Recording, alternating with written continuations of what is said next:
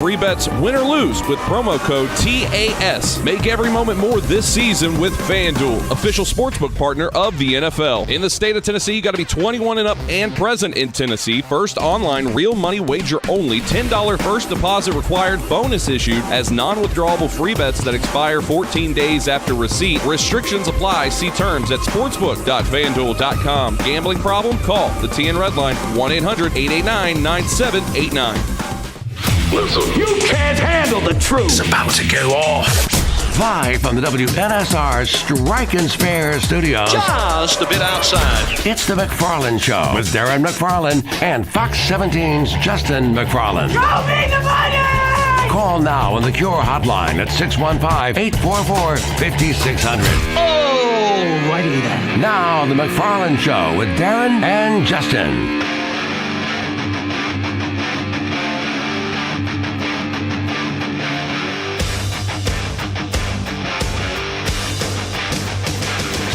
And a good Tuesday afternoon to you, and yes, it is time for the McFarland Show. Darren and Justin here with you. Ray alongside here in this big Strike and Spare Family Fun Center studio. Spacious.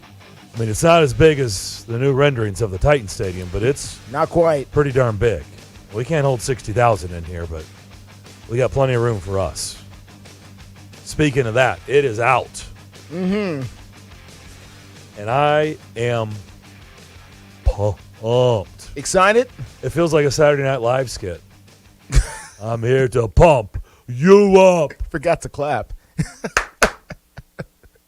I'm here to pump you up. That's the way it goes, yeah. Some people that got that, some people were like, huh?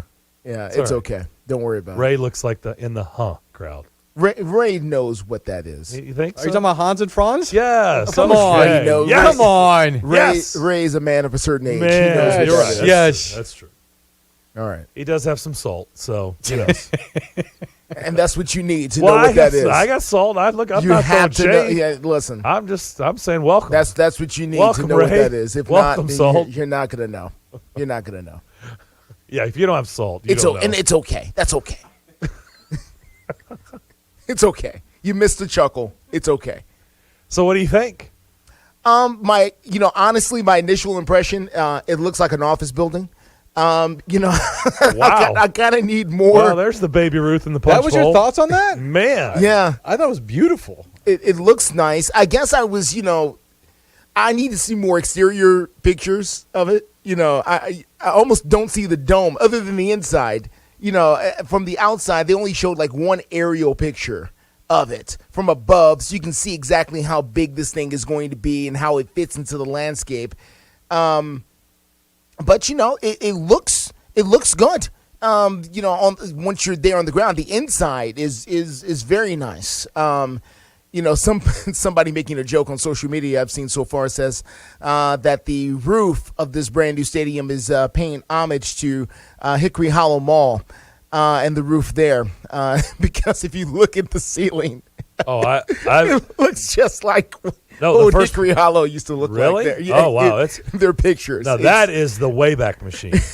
that is going way. Look, I lived right above, up on the hill in Antioch. That's the first place I lived. Hickory Hollow. 25 years. Let me just say something for all the newbies out there. Yeah, I tell people all the time. Hickory Hollow Mall used to be happening.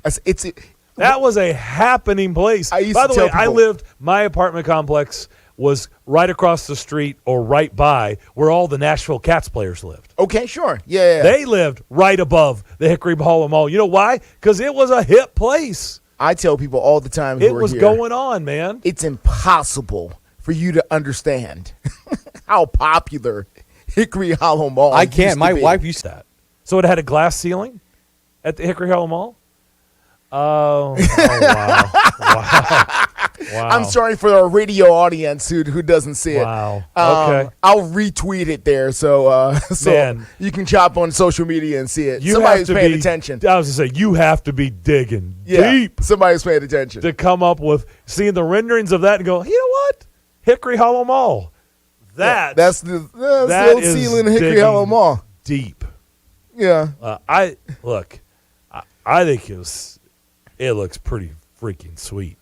I'm just going to be honest. Of course, I hear people say, it's definitely an upgrade. Well, no, you know what? Well, yeah. I mean, sure. My house is an upgrade, okay? No, and that's not saying much. much. Throwing the rocks at Nissan Stadium. Oh, stop it. You're not going to defend that place. Stop it. I'm going to... It's a concrete slab. I'm going to say that it served its purpose for what it needed to do in order to get the team here, which is what it was designed to do. That is not flattering, okay? That's you were defending.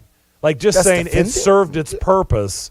Like, that's not saying, hey, don't throw shade on Nissan. I'm just saying, for what it was made to do, it's, and listen, and again, we were here during the rollout. At what point did they say, introducing the next great football palace of the world? Well, look, I don't think they were ashamed of it at all, nor should they have been. I'm not saying they were ashamed of it. Remember, they played in Memphis and Vanderbilt the 2 years I'm not saying they were ashamed of it. They and called it beautiful quite a bit. Yes. And because, for what it was here at the time, it was like almost unbelievable, honestly, but because of who we were as a city at that point, to see it sitting over there and to hear the noise coming out of there. But now, it did what it needed to do. It did what it needed to do. It promised to get the team here. The team came. The team is here. We've had 25 years of football here, 23 of it inside of that place. And I guess, it's just time to move on. But the city will ultimately make that decision. You guess it's time to move on? Well, if you can figure out the financing and if everybody's happy about it. Wow. Darren McFarland and TV Justin here for the next 2 hours. Or was it Debbie? I felt like the first minute or two, it was Darren and Debbie. I mean, golly, man. What happened? I mean, this man's about ready to go to Jamaica, and it seemed he wouldn't know it. I mean, you're going to a nice place. Well, yeah, I know the circumstances. I'm not going for a happy reason, I know, but you're right. It's a thing. It's just that. Can you bring me back some jerk? No, I can't get it through customs. That's a real thing. That's a whole other story. But it's tried. It's one of those off-air story. You got to take your shot. I mean, hey, off-air story. We'll see. You got to ask. All he can say is no. It's no if I don't ask.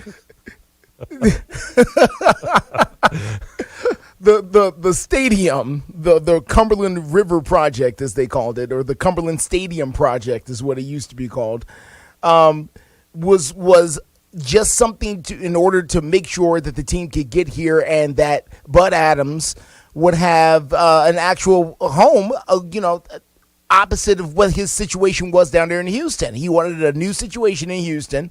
Houston and the city at the time wasn't having it, and that's a large reason of why the team ended up here. And the stadium was not built for Super Bowls or for anything else. The stadium was built for what we felt like Nashville was at the time. And if you can recall, there was a lot of people who wondered, could we get with 70,000 people even show up? Or is the stadium too big? Why would you think that? Is the stadium too big at the time? You said a Vanderbilt with me.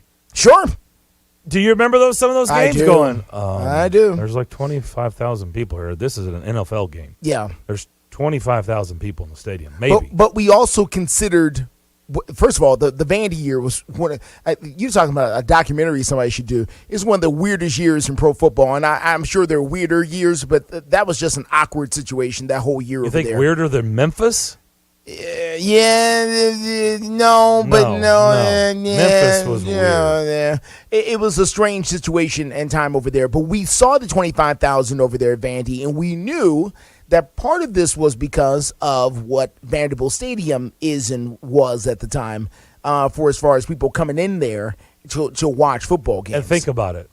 It looks exactly the same today. Not a whole lot has changed. As it did 25 years ago. And people question, well, who's going to come sit on the bleachers over here and watch pro football and pack in here with 40,000 people to watch pro football? And, it didn't happen very often there. Well, when the Steelers came to town. And the Steelers came in town, and because the Steelers, they're like that. And the Bears. Didn't the Bears come? The Bears did come. Yeah. I don't remember the attendance on that one, but I do. The Bears absolutely came to town because they had they played the NFC, whatever they were at the time, Central or North or whatever they were, because they played the Lions and they played the Vikings. They played the Vikings. They played the Vikings. That was a Christmas Eve. Eve. Yeah. Well, they came in late December. Yeah, Randy that was Moss. One of the last game. Yeah, Randy one Moss's of the rookie last year. games of the season. They came over there, so it was a weird situation, but we knew it would get better. And then when the new stadium opened up, they had a huge rollout. They changed the name of the team. They introduced the name of the stadium. It was Tada, and the team won. And all of a sudden, the place was magical, and it served that purpose for a long time. And then at one point, once the other stadiums started to roll out, you saw, oh, okay, this isn't quite. I mean, this is cool, but it's not that down over there. And it's been like that for now a couple of decades. Yeah. Well, I mean, it's like anything. It's your house. Yeah. If you're not paying attention and you're just, you got your head buried, you're like, everything's fine.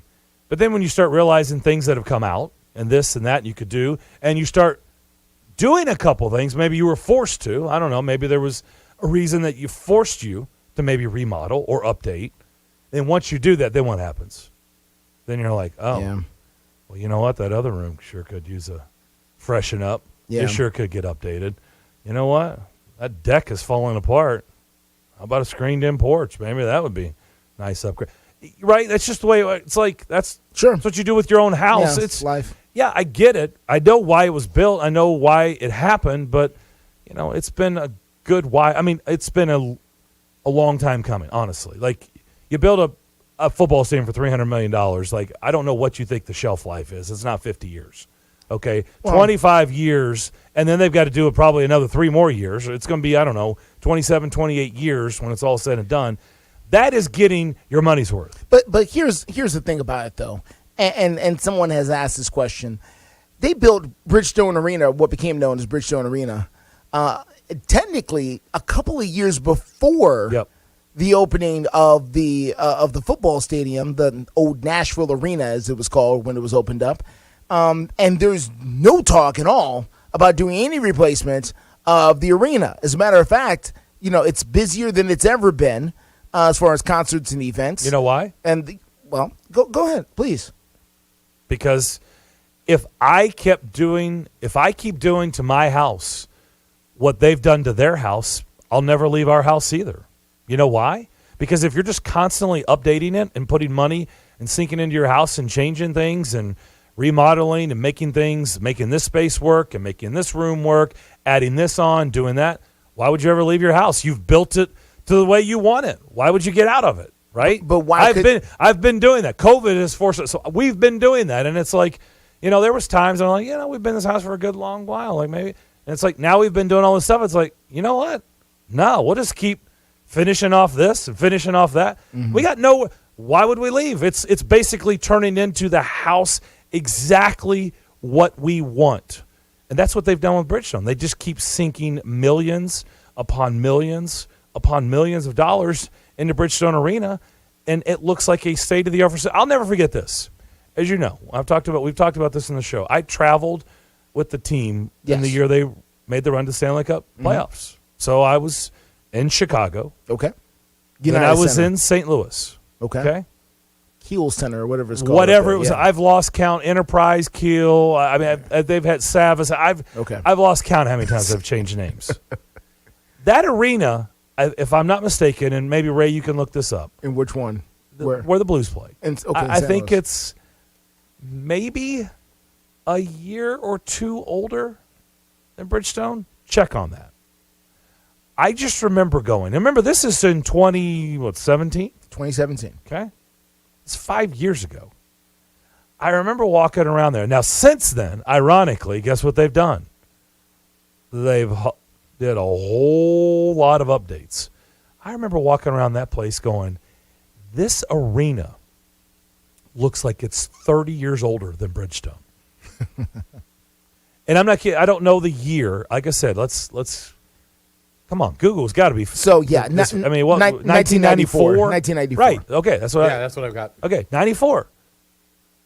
It's a couple of years older. A couple of years older than Bridge. And at the time, 5 years ago, I walked around there going, holy crap. this arena, look, you know why? Because they hadn't done anything. This is a true story, Justin. In the parking garage, which is attached to the arena, Yeah. some of those names that we were just talking about that they had moved on from, those signs were still hanging in the parking garage. Like, welcome to the, Kiel Center. yeah. Or the Scott Trade Center. It's like the Scott Trade. Yeah, there we go. Yeah. There's one. Yeah. It's like, welcome to the Scott Trade Center. This is a deck 2. It's Enterprise Center now. Or whatever. Or whatever it is. Yeah. Yeah. They still had old signs hanging. This is the garage that's attached to the arena. Like I said, since then, they've done massive upgrades. And I haven't been since they've done everything, but I know it's way their internet, their Wi-Fi was awful. Like, you can't survive today. No. Going to games with no Wi-Fi? Not a good fan experience. No, it's not a good fan experience. The point is, Bridgestone Arena ran circles around that place 5 years ago. That was Okay. 5 years ago. So the investment was made. You just keep making it better. You Yeah. keep pumping money into it. But the question remains is, okay, if we did it for Bridgestone, why, and I know the answer to this in a big way, but why not the football stadium then if we did it for Bridgestone in that same way? Why didn't Nissan Stadium get the sweeping, incredible, amazing upgrades that Bridgestone ever got? Well, because they tried to do that. That's what started this whole ball rolling down the mountain. That's what they were going to do, and it was the wrong move. Yeah, but they were going to do it. They were going to do it 20 years later. They didn't wait 20 years to do it to Bridgestone. What, you want the answer? Come on with it, man. Because their owner was cheap. That's why. I mean, look, may he rest in peace, but he was cheap. Okay. It's not up to him. And see, and this is where, we start getting into the news section of this. But the city is saying, wait a minute, we just gave you all this. We're not going to do all this. But it's in the 5 contract. years later. I know, but 5 years later, we're not going to do all this. The contract say right here, y'all supposed to do this. So what up with this? The contract says that you guys were supposed to keep this place to a state-of-the-art condition. It says it right here in black and white, signed here by Phil Bredesen, this date, and all this stuff. So come on, where the upgrades at? And I see y'all upgrading, spending more money down at Bridgestone. And, where's how come we can't, what's happening over here? How come we can't get, what's really real? They did. They added elevators. They added new jumbotrons. They did do stuff. No, they painted the lights. They did, and eventually replaced the lights. They replaced them, the halogens. Yeah, they had to come down. They replaced the Philips lights that they had. But the upgrade, it came much later. Now, the answer to all of this, in all honesty, is that it's. And, I feel, shaky stepping out like this. But if I could recall, it was much cheaper to maintain and try to redo some of the things at Bridgestone Arena than it would have been at Nissan Stadium or whatever the stadium was called at the time. They added potted plants all around the stadium. Well, that was for security purposes. But say that was for security purposes. I know, but they did it. Let's say, we're not supposed to be talking about that out loud. Are we supposed to be talking about that? What? Is that public? What? About the security thing? Okay. What else do you think? Never mind. Have you ever seen them? What else do you think they are? I mean, have you ever seen that at anybody's house? I mean, you ever seen that at Home Depot? I don't know if we're supposed to be talking about that out loud. Like, I know they said that, but I know it's radio, brother. I haven't been sharing that with publicly. I don't know if that was an open secret. No. Well, I don't know. Maybe you guys got different rules over on TV. We're in radio land, brother. We can say whatever we want. Well, not really. Not really. No, let's say no. We cannot. Not really. All right, we'll come back. Teresa Walker, Associated Press. I should have said AP. She's been covering them from the beginning. Teresa can answer all questions. I'll ask her about the potted plants. No, I won't. We'll come back. Teresa Walker. She knows. Next on the McFarland Show, WNSR, Nashville Sports Radio. It's a scorcher out there, but we've got tips that'll keep you chilling this August. Tip number 1, keep your AC in peak condition. Tip number 2, drink lots of fluids. Tip number 3, go for refreshing top prizes up to a cool $1 million by playing all new August Insta games from the Tennessee Lottery. All of these exhilarating games can lead to cold hard cash. So head to the shade of your nearest Tennessee Lottery retailer and enjoy some game-changing fun today. Only from the Tennessee Lottery. Please play responsibly. From scholarship and grant programs to providing students with the qualifications and certifications they need to start their professional careers, the Tennessee Lottery has awarded more than $6.5 billion in funding to education programs, and we're proud to play our part. See for yourself how all of the fun of the Tennessee Lottery goes to supporting someone's future and a brighter tomorrow at tnlottery.com. Prescription products require an online consultation with a healthcare provider who will determine if a prescription is appropriate. Restrictions apply. See website for full details and important safety information. Subscription required. Refund available for 60 days after purchase. Hey guys, did you know there's a generic form of Viagra that works just the same but is 90% cheaper? And you can get it online? Just go to 4hims.com/joy. At Hims, you'll get a free medical consultation, discreet shipping if prescribed, a 100% online process, and trusted generic alternatives to the biggest brands at 90% off. That's right, get generic for Viagra, the same active ingredient as brand name Viagra, but 90% cheaper. It's the same medication you get from your doctor, but with zero copay, no expensive appointments, and no awkward face-to-face conversations. Results are guaranteed or your money back. To start your free online visit, you need to go to this exclusive address, 4hims.com/joy. That's 4hims.com/joy for your free online visit. FORHIMS.com/JOY.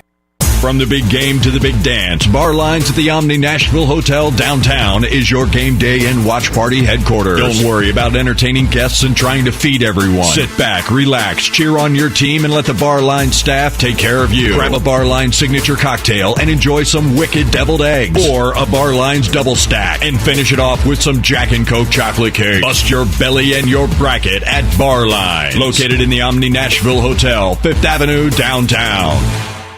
It's a Bill King Show.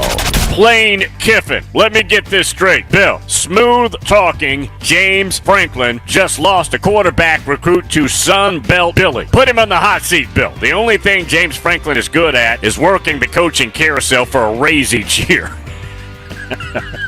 He's really good at that. He's very, very good. Weekday mornings beginning at 6 on Sports Radio 560 on 95.9 FM.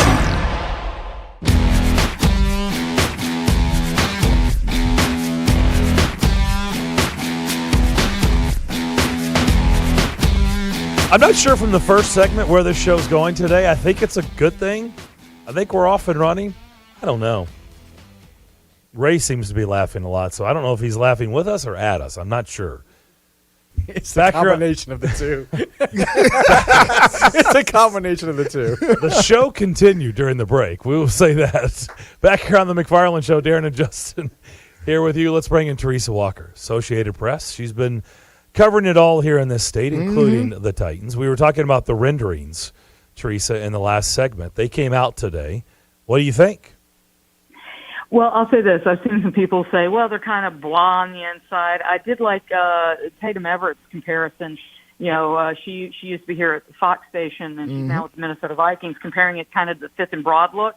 And, you know, the whole idea of what the Titans were wanting was something that fits in the neighborhood. And it's like, if you plop that down across from Fifth and Broad, I don't think you'd have any. I mean, it certainly seems to fit. Now, we don't know what the rest of that area is going to look like on that side of the river, but it's certainly, I like it. And for the people on the inside, it's like, it's a football stadium. Were you expecting, you know, I mean, it's got a field, it's got seats, it's renderings. It's not a true design. It's what they think it could look like. The Titans still have to, you know, hire an actual architect to do the actual drawings, you know, so that they can get, you know, for the building itself. But think of it as a mock-up of what it can be, what it would look like. And, you know, having just been in Neyland Stadium on Saturday and seeing that upper deck area, that sports bar approach that they've got under one of the video boards, you know, with seating and areas where people can stay, you know, it's almost like a sports bar area. Guys, things are changing, okay? I know that people were terrified about, oh, wait a minute, 55 to 60,000? That's not going to be enough for a Super Bowl. If you're putting a roof on it, you've got to get to a 70,000. No. You don't. I was at the Miami Super Bowl in 2020, and I looked up the capacity. It was 62,417 or 147. Yep. So they're in the neighborhood, and trust me, you know, they've had conversations with the NFL. The NFL understands what the Titans are trying to do. This is not a situation where you go off, buy something, and come back and tell the husband, hey, look what I got, and it's shock and awe and surprise. No. People know what's going on. What's Lucas Oil hold? I guess they're closer to 70, aren't they? I was going to say they've hosted a Super Bowl. No, that's irrelevant. For people that say that's just not true. It is not true. You don't have to hold a certain number capacity. I've been shocked at some of the stuff people have said. I thought it actually looked really cool, personally. It doesn't look like a stadium. I mean, you drive by, you can tell that that's a stadium right now, right? This looks like, it looks cool. It looks different. It looks like, I mean, guys, it's 2022, and this is to open in 26 if they can get everything done in time. You know, there's outdoor areas outside for, you know, extra capacity. Guess what? That's called pre-gaming areas. And then, you know, I've got the video up in front of me. Did you notice on the picture of the inside who they had? Derrick Henry stiff-arming Josh Norman. I mean, you know, Manica is the firm that did the Allegiant Stadium in Las Vegas. They did the Chase Center for the Golden State Warriors. They've done buildings in this century. And I hate to tell people, but people want something a little different when they come to the games. You know, that experience. I just read this story this morning about how people are still upset that you can't get a Wi-Fi signal at Neyland Stadium, okay? It's about having bells and whistles and things like that. What's Jerry World got? Those field-level seats, suites where, the team walks through there. Stadiums are not being done the way they used to, certainly the way Nissan Stadium was done on the cheap. And this is going to be something that, and for people worried about, well, they're going to be coming back in another 20 years wanting a new building. No. You've looked at the new Titans facility that Amy Adams Strunk put her own money in to expand for the team headquarters. You will see that they are putting in quality pieces and materials. They want to build something that's going to last for the long term, kind of like we are seeing the Predators do now that they've got control of Bridgestone Arena, right? You use good materials, they last longer. And This was a prefab construction for Nissan. So I'm very curious to see how this process goes, but it looks good to me. Something that dropped today, and I don't even know if you've heard it, Teresa, there's probably a lot of people out there listening that haven't heard it either. And I just want us all to listen to this together. It's very short. It's Bussin' with the Boys. It's Taylor Lewan and Will Compton, right? And this is what he had to say earlier today about what he's heard on the Titans. Have you heard? No, what? Odell might go to the Titans. You've heard? I've heard. People have told me. A lot of people are talking. And the word on the street is Odell wants to be in Nashville. We'll welcome him with open arms in Nashville. Actually, someone told me, not me specifically, someone went to John and asked John, and John said he'd love to have Odell in Nashville. I'm just saying what people have told me. You can't confirm nor deny, but you've heard. I've heard. Let's get Odell Beckham to Nashville. That's all. What do you think? Well, I'll say this. You know who the Titans have on their roster right now? Bobby Trees, who was a teammate of OBJ's over in the Rams last year. Bobby Trees. Bobby Trees. And who came to, and when they, the Rams said, listen, we're going to trade you. What team would you like to go to? He picked the Titans and said the reason was because he thought he could win a back-to-back Super Bowl ring with this team. Now, I know the offensive numbers have not been pretty. God knows. They finally got their first fourth quarter points on Sunday, and it was a pair of field goals. But, Traylon Burks, he's still got to sit out 2 more games. He's not eligible to even come, start practicing to return until after the game, the Sunday night game at Kansas City next week. So, how do you help, Ryan Tannehill? Maybe an Odell Beckham Jr. who's looking to add a little bit more jewelry himself. I was at the Super Bowl when I saw him go down. And, if he's healthy and kicking the tires on teams, if I'm the Titans, I would certainly be interested in talking. And, you think Bobby Trees is not talking maybe to OBJ and, just sharing what he's found here? And, guys, the video of Mike Vrabel embracing Ben Jones coming off the field Sunday. If that does, I mean, that's one of your best selling points right there. You know, Jeff Fisher was called a player's coach. Mike Vrabel has been described as a player's coach. Why? They played in the league. They take care of their players so much. But you could see the genuine appreciation, emotion that Mike Vrabel had. Well, Robert Woods has seen that as well. He's also worked with Ryan Tannehill. And, you know, hey, until OBJ signs somewhere, it's absolutely a possibility. Yeah, but why would you? I mean, that's all sounds great, like about Vrabel and all that good stuff, and they keep winning. But is this where offensive players want to come, especially receivers? I mean, I'll ask you, do you think Robert Woods, if you had him in a private setting and maybe made him drink a cup of truth serum, do you think he's happy here? Well, here's the thing. He's a guy who's been in the league for more than a minute. And he was sidelined last year recovering from in February. He didn't get to play in the Super Bowl. He got to watch from the sidelines as his teammates won a ring. When you've been in the league for more than a minute, you've been paid. At a certain point, it's not about money. It is about adding some jewelry. And, you know, he came to you don't think he knew what the Titans were when he came here? You know, that this is an offense centered around Derrick Henry. And what has been getting this offense going these last 3 games? Derrick Henry getting to 100 yards or more. I mean, that one carry, the 11-yarder where, you know, the offensive line and Ben Jones is just pushing them forward. I mean, that kind of epitomizes what this team is right now. If you want to go to a team where there's a chance that you're going to catch a ton of balls and a lot of yards, well, you know, excuse me, but Buffalo's got Stefon Diggs. They've got guys there, right? You know, there's a talk that maybe Von Miller's trying to get him to come there. How many balls do you think he's going to catch in an offense with that many weapons? When he comes to Tennessee, he's going to be a top weapon right alongside Robert Woods. Now, are they going to be throwing it 50 times a game? No. But if you want another Super Bowl ring, and guess what? OBJ didn't get to finish that Super Bowl. He had to leave the field, I think, if I'm remembering right, in the second quarter with that ACL injury. So he didn't get to join in the celebration that much after the game because he was dealing with a torn ACL. So winning, when you've been around, paychecks are one thing, Super Bowl rings, that's what matters most. And did you see the size of the ones that the Warriors picked up last week? That's what people want.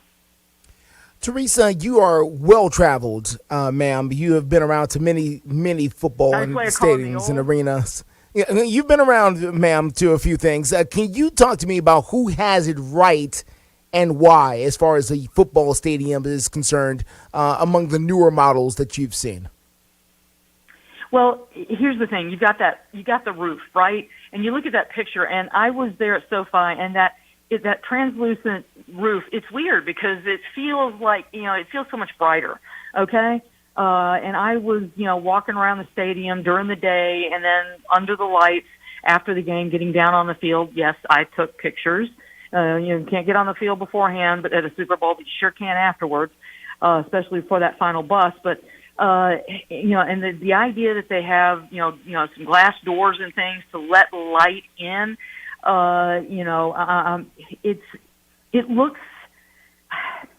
it gives you the ability to. What's been the biggest knock on Nissan Stadium forever? That it's only used 8 or 10 times a year. Now there's a 17-game season, so sometimes it's 11 times a year for football. Yeah. TSU is going to play 4 games in this proposed new stadium. Yes. But with the roof, it puts Nashville into the echelon of college football playoffs, Final Fours, those kind of events, the big concerts that Nashville can't get into Bridgestone Arena. It puts them in a playing field.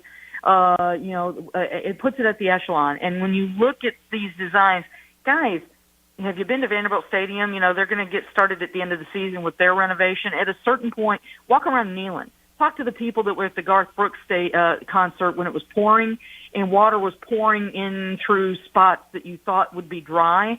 Sometimes it was not a well-built stadium at the time. I mean, it was what it was on the cheap. And I know that $292 million shouldn't sound cheap, but, it is. And this is going to be, they're not going to put all the bells and whistles in this. It's not going to be Jerry World or that kind of thing, but it's going to be a building that can do a lot of things.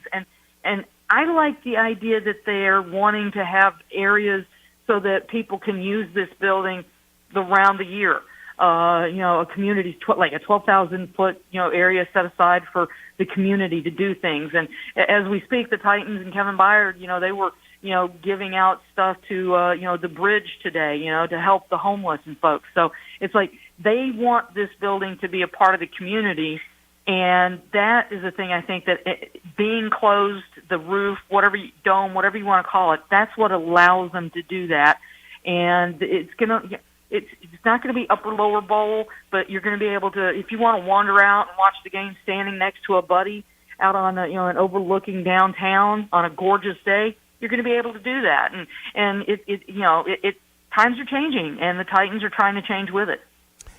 Teresa, let's get back on the football field here if we can real quick. How is the offensive line doing this? They lost Taylor Lewan, a couple of weeks ago, and they were talking about all the patchwork that was going to need to be done in order to get this through, and practice squad guys and all this other stuff. And Derrick Henry gets 30 carries for 128 yards, and the offense, the running game, seems to be okay. How are they doing that with the offensive line that they have? Well, 2 words, Derrick Henry. But now you see why they re-signed Ben Jones, why he is so valuable to them. He is the anchor in that line. He's got a new left guard beside him, and Aaron Brewer, the guy, that Vrabel compared to tougher than a $2 steak, but he's an undersized guard.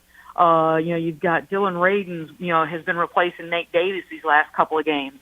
And, his reviews haven't been overwhelming. They need Nate Davis back as soon as possible, but they need him back healthy. Nicholas Petit-Frere, for all the criticism that John Robinson has gotten, and deservedly so, for the bust that was Isaiah Wilson, Nicholas Petit-Frere is a guy who had lots of experience, top school, Ohio State, came in and earned that right tackle job. And, Dennis Daly, people were like, we've got to go trade for an offensive lineman. They did. It's just that it's Dennis Daly from Carolina. And, you can't, it's tough. Offensive line is about chemistry, and you know that really well. That building that kind of chemistry, and we're starting to see that develop with each game. And I think that we're, obviously it can be better. And, but when you're able to do what the Titans did on Sunday, that to me, that finishing off the game with the ball and doing a kneel down with those 2 big runs by Derrick Henry is because, I think that offensive line is starting to come together. They're not going to be what you'd hope, but, hey, they gave up 47 sacks last year, second most in the NFL. And right now, Ryan Tannehill, he's kind of in the middle of the pack as far as being sacked. So, they could be a whole lot worse. I hate to tell you. What is it about the veteran tight ends on the brain here for another question here, but veteran quarterbacks that is not working this year? Aaron Rodgers, Tom Brady, now Matt Ryan, seemingly benched into retirement at this particular point. What is it about veteran quarterbacks that is not coming together this year? Is it a coincidence, or is there something more here? Well, Tom Brady doesn't have Gronk, and Aaron Rodgers doesn't have Devontae Adams. That certainly does not help either of them. Neither does it help when Mike Evans drops a touchdown pass. Yeah. I mean, and to hear him say that just took the life out of him, it's like that should not take the life out of a veteran team that has won a Super Bowl in very recent memory. That should just maybe make you mad to go out and get more. But Father Time catches up with everybody. Undefeated. And undefeated. And I've kind of been joking that maybe Giselle got the Dorian Gray picture up from the attic and tossed it in a canal in Florida or something. But that's the thing. They've made it look so easy. Yeah. That now that they're looking human and Tom Brady's 45, okay? Let's not forget, he's 45. He doesn't look like George Blanda or Otto Graham did when they were in the 40s, but he is 45, and at a certain point, I thought that Father Time caught up with him in that Super Bowl comeback against Atlanta when he threw the pick six and fell down trying to chase the defender. I thought, Father Time just tapped him on the shoulder. Well, he far exceeded that, but guess what? Father Time's standing there, and he's looking over his shoulder, and Aaron Rodgers too. As we said yesterday on the show, they both made it to look into extended warranties. I'm just saying. Well, Matt Ryan's has run out. So. Yeah, they won't even insure him. They won't even sign him up. Teresa, good stuff. Really appreciate it as always. Have a great rest of your week, and we'll talk to you soon.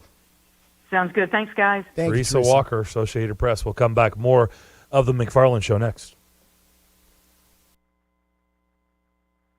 Are you tired of your current vehicle? Maybe looking for a new or pre-owned vehicle? Hey guys, it's Zach. Hayes Nissan of Rivergate is the best choice for your vehicle needs. Located at 1550 Gallatin Pike North in Madison, Hayes Nissan of Rivergate has been serving the Middle Tennessee community for over 3 decades. That gives you confidence that Hayes Nissan of Rivergate can find the perfect vehicle for your lifestyle and your budget. Their friendly and knowledgeable staff will make sure you are taken care of. I should know because I've seen it firsthand. Every vehicle I've purchased has been from Hayes Nissan of Rivergate, and I love the entire process. Now, I don't want you to forget about their award-winning parts and service department. It has everything you need to get you back on the road. Go visit them on the web at nissanofrivergate.com. They're open there 24/7, 365 days a year. Or give them a call at 615-865-7220. Again, that number is 615-865-7220. That's Hayes Nissan of Rivergate, where your dollar always goes farther. Hey, I'm Andy. If you don't know me, it's probably because I'm not famous. But I did start a men's grooming company called Harry's. The idea for Harry's came out of a frustrating experience I had buying razor blades. Most brands were overpriced, overdesigned, and out of touch. At Harry's, our approach is simple. Here's our secret. We make sharp, durable blades and sell them at honest prices for as low as $2 each. We care about quality so much that we do some crazy things, like buy a world-class German blade factory. Obsessing over every detail means we're confident in offering a 100% quality guarantee. Millions of guys have already made the switch to Harry's, so thank you if you're one of them. And if you're not, we hope you give us a try with this special offer. Get a Harry starter set with a 5-blade razor, weighted handle, shave gel, and a travel cover, all for just $3 plus free shipping. Just go to harrys.com and enter code KIND at checkout. That's harrys.com, code KIND. Enjoy. If you need a staycation or planning a trip to Music City, stay at Bento Living Chestnut Hill. Voted the best boutique hotel in the city by the Nashville Scene. Bento Living is located on the edge of bustling downtown and boasts on-site dining, shopping, live entertainment on the rooftop, and free fitness classes. Come experience Nashville like a local. Visit BentoChestnutHill.com to book your Music City vacation today.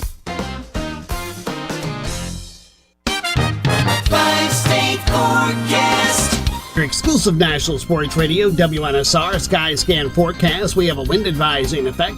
For today, it's going to be mostly cloudy and windy. There'll be an isolated shower early, then a good chance for showers and maybe a thunderstorm this afternoon and evening. Today's high 76, winds to 40 miles per hour. Utilizing the resources of the WeatherBug Network on National Sports Radio, I'm WNSR's meteorologist, Jim Rinaldi. Sports Radio, WNSR. You just heard the weather forecast back here on the McFarland Show here on this Tuesday. Special thanks to Teresa Walker. We're actually going to head west here in the state. To begin the second hour, Eric Castletine is the play-by-play voice on radio for the Grizzlies. We'll talk a little Memphis basketball with him. All right. Coming up at 3 o'clock. But you just heard the weather. Look, it's supposed to be coming in fast and furious, so I don't know exactly when it's going to hit, but it looks like there's no way I think Middle Tennessee is going to avoid it. I'm not a meteorologist, but from everything I've looked at all day today, like I said, it'll come fast and furious and then hopefully get on out of here. But just be aware that we are expecting maybe some really nasty weather here coming up. High winds here very soon. The winds have been blowing all day, and they promised that was going to happen here. They're expecting the front half of the storm to start pushing its way through. Actually, while we're still on the air here in the next couple of minutes, the front will start moving its way here into Nashville. As a matter of fact, if you're listening to us in Bellevue, the rain's about to start falling on you right now. There you go. If you didn't hear, we played this when we were talking with Teresa. This is Taylor Lewan and Will Compton on Bussin' with the Boys earlier today. Have you heard? No, what? Odell might go to the Titans. You've heard? I've heard. People have told me. A lot of people are talking. And the word on the street is Odell wants to be in Nashville. We'll welcome him with open arms in Nashville. I actually, someone told me, not me specifically, someone went to John and asked John, and John said he'd love to have Odell in Nashville. I'm just saying what people have told me. You can't confirm nor deny, but you've heard. I've heard. Let's get Odell Beckham to Nashville. There you go. I know there's going to be a lot of people vying for Odell Beckham's services, but and look, he knows people that I'm sure he talks to people that I'm not talking to, so I'm going to give him that. But I just go back to if the likes of, let's just say for the sake of this conversation, Kansas City, Buffalo, Green Bay, even though I know they don't look like a juggernaut right now, but they do have Aaron Rodgers, Green Bay, and others are looking for Odell Beckham, why on God's green earth would he come to a place where the quarterback just threw 20 times this past Sunday against the Colts? Because he's trying to win a Super Bowl, another one. And he thinks this is maybe the best opportunity that he's got in order to get one. Is my guess of why he would pick Nashville over these other places. And he wants to play for somebody, maybe he wants to play for Coach Vrabel and play for that kind of a situation. However, I have to say that Taylor Lewan and the Bussin' with the Boys folks with these, first of all, I can dissect everything. Listen, they said, John says, who's John? Well, John? Well, you have to listen to it carefully because I know we could dissect each. Which John are you talking about there, Taylor? Are you talking about John Robinson? Or are you talking about your other boy, John, from, the guy you met in Montana when you were on the bus ride, during the summer? Is that your guy, John, that would like to see Odell Beckham come to Nashville? And come to Nashville to do what exactly?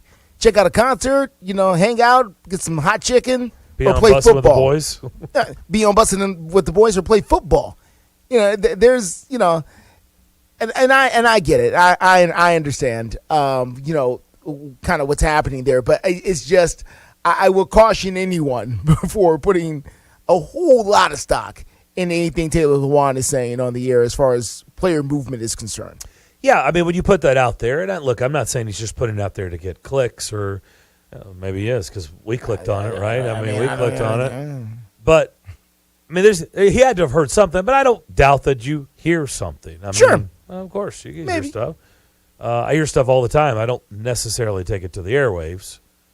But absolutely, he's a professional football player, and quite honestly, he can get away with it more than I feel like I can. Yeah. Because I don't want to be that guy. Yeah.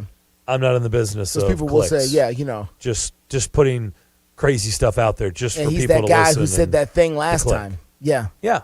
Right. Right. Exactly. Yeah. But you bring up a legitimate point, going all the way back to, Yancey Thigpen and Carl Pickens, all the way through Randy Moss and, and whoever else you want to talk about. Julio Jones is the latest, about free agency wide receivers that have come into town who have, a stellar, Pro Bowl caliber reputation elsewhere, who come to town and can't do much. And that's been, as I mentioned, the way that this has gone for 20 years. And so why would Odell Beckham come in and do any differently? It depends on what it is that he's looking to come in here and do. If he's looking to come in here and become a first-team All-Pro, yeah, you're not going to make it here. It's not going to happen here. If you're looking to try to come in and help contribute in a way that can possibly get this team over the hump, then maybe that opportunity is here. And that's the reason why you would want to come. Yeah, because if you look at what he did last year, I mean, he wasn't afraid to sign in L.A. They had some guy named Cooper Kupp. He's kind of good. Yeah. At the time, they had Robert Woods, yeah, who was actually their number one. Yeah.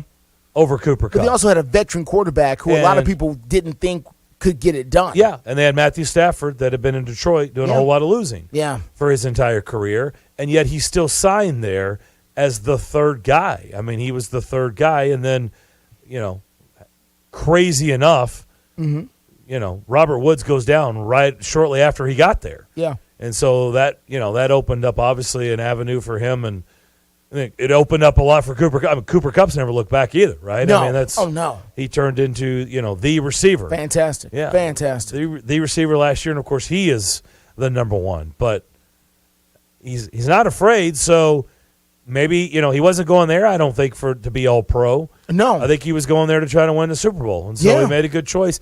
I guess, Buffalo, you've got Stephon Diggs, you've got Gabe Davis, you've got Dawson Knox, so you've got a lot of weapons. I was about to say it's sort of a full house up there in Buffalo right so now. it doesn't, but that kind of feels the same way as LA, though, right? I mean, it's not really much different.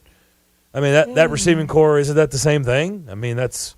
I guess so, but I mean, if you've got a similar situation between Buffalo and Nashville, where you want to play? As far as, you're asking me? The weather and everything else. I mean, it takes a special kind of person to go play in Buffalo, by choice, not drafted. Like, nah, I'm going up here. We're going up here to do it. To play in Buffalo, it takes a special kind of person to be able to do that. And I'm not saying he won't do it. I'm just saying that if you have a choice, you're probably going to play Nashville and spend. If you have a choice of where to spend November, December, and January, Nashville or Orchard Park, New York, you're probably going to come to Nashville. That's my guess. Yeah, I would just think Kansas City, since they lost Tyreek Hill, would be in the market to be looking at him. And I know they picked up Juju Smith, and I know they've made other adjustments, but I mean... But, a lot of this is about fit, too, and about scheme and other players and coaches that they know that's on the staff, and we don't know all the interconnections. For all we know, the Titans' assistant wide receiver coach, could have been Odell Beckham's best friend from third grade. I mean, it's stuff like that really does fuel when players have to make a decision about where they should go. I don't like that guy. I love that guy. I would love the opportunity to work with that guy. And sometimes we don't even know who that guy even is. And they'll come here and they'll be the best of friends, and we'll never find out. And they'll say, the only reason I stayed is because of that guy, my guy Mike over there. I love Mike, and I'm going to be here with Mike as long as Mike is here. And we don't who is Mike? And so I don't know if that's the case with Odell, but I'm just saying that those kinds of things come up when players have to make major decisions like this. Yep, no doubt. We will come back and wrap up the first hour of the McFarland Show next. Now's the perfect time to download FanDuel, America's #1 sportsbook. Join today to get started with $150 free bets guaranteed when you place your first $5 bet. That's free bets back if your first bet doesn't win. Sign up with the promo code GregP. FanDuel has all your favorite bets, from the money line to point spreads to player props. You can combine all of those across a variety of platforms with same-game parlays for a bigger payout. Live betting, you see a trend, something that's going on in a game, you can get updated odds on games that have already started and get you paid your winnings fast. All that on the app that's saved by using the promo code GregP. All that on the app. Don't fumble your chance to get $150 in free bets, win or lose. Promo code GregP. Make every moment more this season with FanDuel, the official sportsbook partner of the NFL. You got to be 21 and older and present in Tennessee. First online real money wager. Only $10 first deposit required. Bonus issued. Non-withdrawable. Free bets that expires 14 days after receipt. Restrictions apply. See terms at sportsbook.fanduel.com. Gambling problem? Call the Tennessee Red Line 1-800-889-9789. Prescription products require an online consultation with a healthcare provider who will determine if a prescription is appropriate. Restrictions apply. See website for full details and important safety information. Subscription required. Refund available for 60 days after purchase. Hey guys, did you know there's a generic form of Viagra that works just the same but is 90% cheaper? And you can get it online? Just go to 4hims.com/joy. At Hims, you'll get a free medical consultation, discreet shipping if prescribed, a 100% online process, and trusted generic alternatives to the biggest brands at 90% off. That's right, get generic for Viagra, the same active ingredient as brand name Viagra, but 90% cheaper. It's the same medication you get from your doctor, but with zero copay, no expensive appointments, and no awkward face-to-face conversations. Results are guaranteed or your money back. To start your free online visit, you need to go to this exclusive address, 4hims.com/joy. That's 4hims.com/joy for your free online visit. FORHIMS.com/JOY. NFL Plus is here, which means no matter where you are, this is how you football.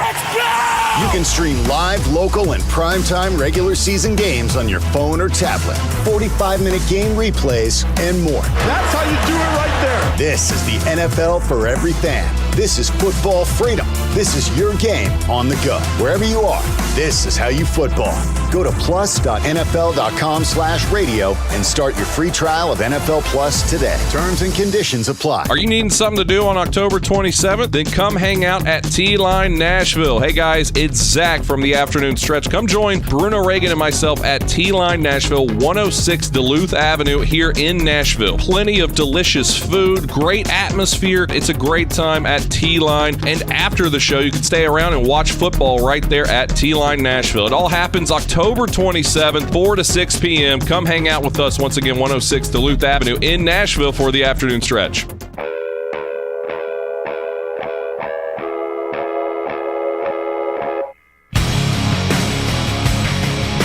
A lot of people saw the exchange with Mike Vrabel and center Ben Jones after the win over the Colts on Sunday. Very touching. Pretty cool exchange. Yeah. I mean, Mike Vrabel, a guy who played in the league for a long time. Sure. And I know we were talking about that with Teresa Walker and how he's a player's coach and what have you. I mean, he understands what it takes sometimes to get through an NFL game. And that's what we were talking about yesterday on the show. I mean, this is when, bodies start dropping. Yeah. Okay? You start getting to the midway point of a season, and that's where they're getting. I mean, the NFL is about to get to, we're going into week 8, right? Is this week 8? Yes. Yeah, week 8. We'll have our NFL rankings tomorrow, our top 10. This is when bodies start dropping. You saw Breece Hall, torn ACL, done for the year for the Jets. They've gotten off to the unbelievable start. Their offensive tackle went down, done for the season.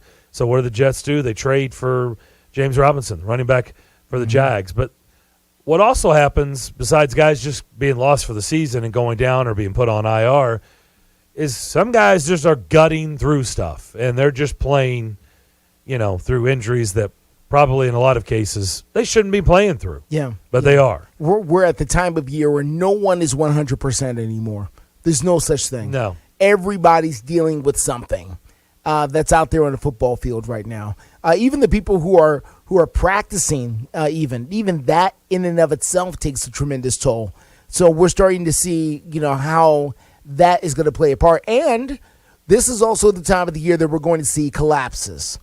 As far as teams are concerned, somebody is 3 to 4 games above 500 that is going to lose 4 or 5 games in a row. Happens every year. And I don't know which team. We can sit here and speculate and point to different things and look at schedules, but it happens every year. Somebody is 6-2, and then a month later they're 6-6, and everybody's wondering what in the world happened. What happened to them? And on the opposite tone, somebody's going to get off the mat. There's at least one team somewhere that's 2-4, 3-4 that's going to win 4 or 5 games in a row. And we're going to wonder, where have they been? Yeah. Packers. Quite possibly. Maybe Bucks. Quite possibly. Have looked awful the last 2 weeks. They have looked awful. Yeah, not focused. I would say in the first category, probably Seattle's a candidate. The Jets could be a candidate, right? I mean, the Giants maybe. Look at all those teams. They cannot keep this up. You wouldn't think. They can't keep doing this. You wouldn't think. But I would say Cincinnati, Baltimore, candidates to rise up, right? And be good. I don't know. You're right. It does happen every year, it seems like. Yep. It never fails. I don't know. Maybe one of those teams in the AFC South. I don't know. It could be. We'll find out here shortly. That's for sure. Because the division games are a big part of this as well. Yep. We will come back. Eric Hasseltine, the voice of the Grizzlies, to kick off the second hour. That's next. On air and online, Sports Radio WNSR, Brentwood, Nashville. ABC News, I'm Marina Roy. A former student who opened fire at a high school in St. Louis left a note in which he called his life the perfect storm for a mass shooter. Interim Police Chief Michael Sack. He wrote, quote, "I don't have any friends. I don't have any family. I've never had a girlfriend. I've never had a social life. The gunman was shot and killed by police. President Biden with a request for Americans before the holiday season. If you're fully vaccinated, get one more COVID shot once a year. That's it. The president rolled up his sleeve for his latest COVID booster today. British Prime Minister Rishi Sunak met with King Charles and says he was told to form a new government. Sunak is Britain's third prime minister in less than 4 months. It's just 2 weeks till the midterms. Pennsylvania's Senate candidates face off tonight. It's a race that could determine which party will control the Senate. This is ABC News. My heart was racing just making spaghetti. I could have waited to tell my doctor, but I didn't wait. I was short of breath just reading a book. I could have delayed telling my doctor, but I didn't wait. They told their doctors and found out they have atrial fibrillation, a condition which makes it about 5 times more likely to have a stroke. If you have one or more of these symptoms, irregular heartbeat, heart racing, chest pain, shortness of breath, fatigue, or lightheadedness, this is no time to wait. Contact your doctor. Brought to you by Bristol-Myers Squibb and Pfizer. When my little girl has a stuffy nose, she just can't rest. Mom! And neither can I. So I use Vicks Sinex Children's Saline Nasal Mist to instantly clear her mucus right at the source. It provides fast, drug-free relief from everyday stuffy noses. It's relief for both of us. Vicks Sinex Children's Saline. Use as directed. Keep out of reach of children. Now is the perfect time to download FanDuel, America's #1 sportsbook. Join today and get started with $150 in free bets guaranteed. When you place your first $5 bet, that's a free bet back. Your first bet doesn't win. Just sign up with the promo code WNSR. FanDuel has all your favorite bets, from the money line to point spreads to player props. You can combine your bets for a chance at a bigger payout with the same game parlay. With live betting, you'll get updated odds on games that have already started. It's super easy to use. Don't fumble your chance to get $150 in free bets. Win or lose with the promo code WNSR. Make every moment more this season with FanDuel, the official sportsbook partner of the NFL. You must be 21 years of age or older and present here in Tennessee. First online real money wager only. $10 first deposit required. Bonus issued and non-withdrawable. Free bets that expire in 14 days after receipt. Restrictions do apply. See terms at sportsbook.fanduel.com. Gambling problem? Call the Tennessee Red Line, 1-800-889-9789. Listen, you can't handle the truth. It's about to go off. Live from the WNSR Strike and Spare studios. Just a bit outside. Now back to the McFarland Show with Darren McFarland and Fox 17's Justin McFarland. Show me the money! Call now on the Cure Hotline at 615-844-5600. Alrighty then. Now the McFarland Show with Darren and Justin. Second hour, looks like the weather is here in Middle Tennessee. Be careful if you're out on the roads listening to us. It's coming down here in buckets. I mean, not in the studio. We have a roof and everything, walls. Thank It's not goodness. affecting us. Windows. Thank goodness. But outside, it looks pretty nasty. Pretty windy, too. So like I said, just be careful. Be cognizant of these storms that looks like they are going to pass through our area. Darren McFarland and Justin McFarland here with you. Let's speak with the voice of the Grizzlies on radio. And, of course, you can hear their games here on WNSR. Eric Hasseltine. He's been doing it for a long time. He's seasoned like us, Justin. He's seasoned to Memphis. We're seasoned here. Eric, how you doing? I'm good. I think you just backhandedly called me old. No, that was a compliment to all three of us. Always do that. You're Seasoned. experienced. I am old. Hey, man, I'm on the 5th floor of life now. I'm good. Hey, when you used to look at players and they were like close to your age and now they're young enough to be your kid, I'm old. Yeah, I know. I know what you mean. Sometimes I'm sitting there talking to Predators players, and I'm like, yeah, I could be your dad. I could be. The first key was when our head coach came, and he's amazing, and he's 12 years younger than me. And I went, okay. Awesome.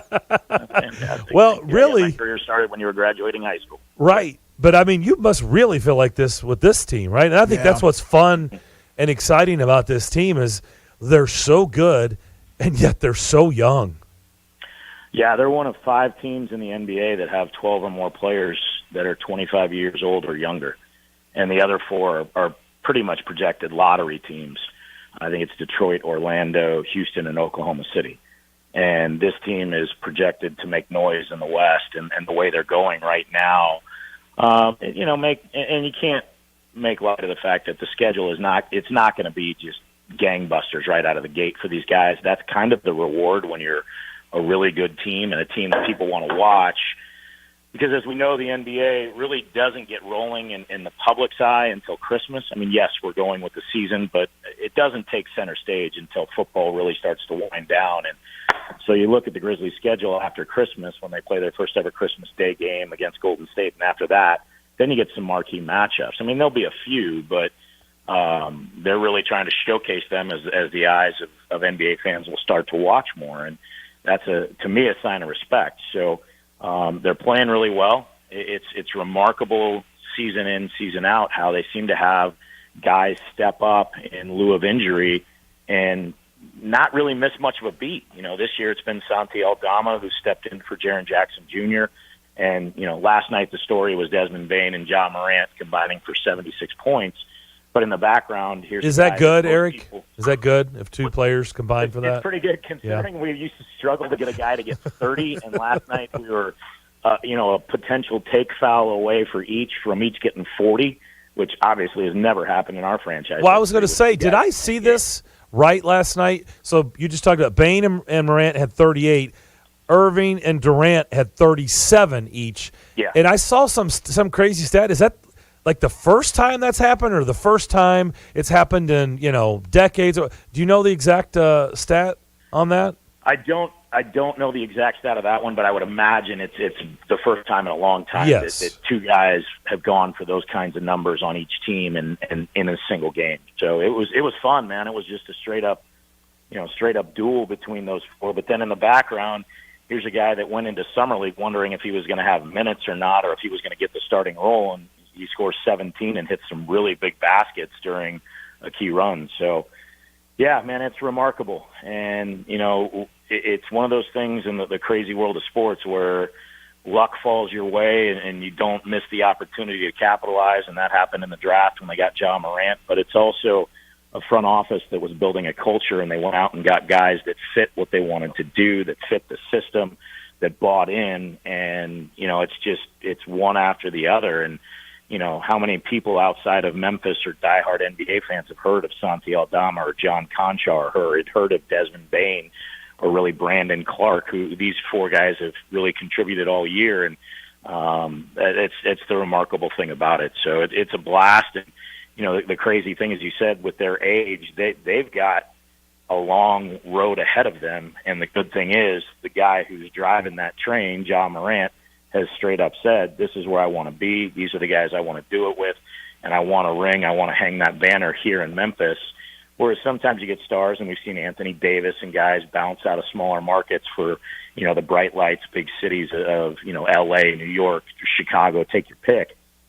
These guys want to do it here. And they, it's never going to be the same roster year to year. You're always going to miss a guy or two, but even when the guys go, it stings a little bit for the players because they all really like each other, but they understand that's part of the business, and it's not huge turnover. The Grizzlies lost two guys last year.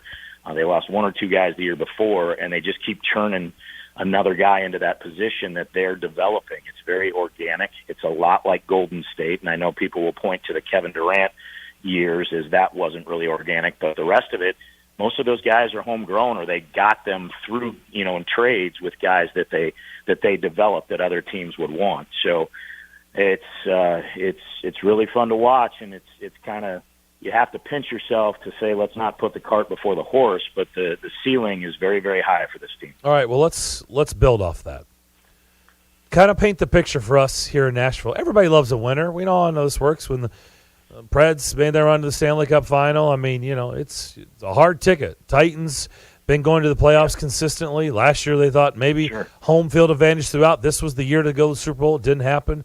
Everybody loves a winner. Everybody gravitates and fills up the stadiums, arenas. What is the FedEx Forum night in and night out? It's 41 home dates. It's like the Predators. It's a lot of home games.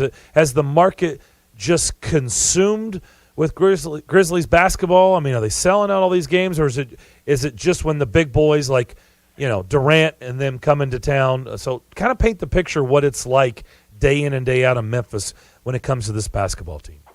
No, tickets are very hard to get. You can get them because, like you said, it's 41 games. It's an 18,000-seat arena, and we're not New York or Chicago or, Miami or, places that have 5, 6, 7, 8, 9, 10, 11, 12, whatever millions of fans, live in those metropolitan areas of those, top 10, top 15 major markets.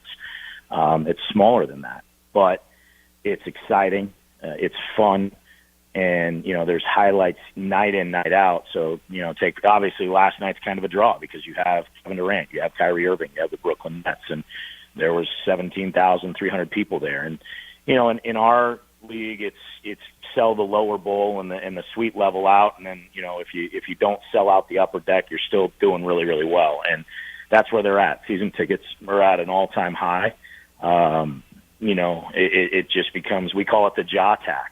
And you got more national TV games, so our TV guys don't get to do every game on TV like they used to, and that stings them a little bit because that's part of how they get paid. Yep, sure. Fans are paying a little bit higher ticket prices. It's harder to find parking. It's parking's gone up around the arena, things like that. But in the end, what it brings is a sense of this has a chance to be very, very special.